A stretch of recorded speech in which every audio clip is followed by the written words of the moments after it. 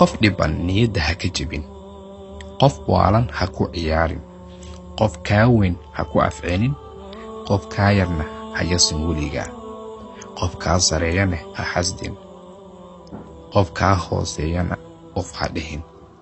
qofku xumeeyey iska cafiya, qofka aad xumaysayna cafis ka dalbo. qofku aaminay ha qiyaamin, qof kastana ha aaminin, qof kastana ha ka shakin, qof kastana qalbigaaga ha siinin. qof aan tukan ha dhaweysan, qofku jecel hubi oo waqti sii.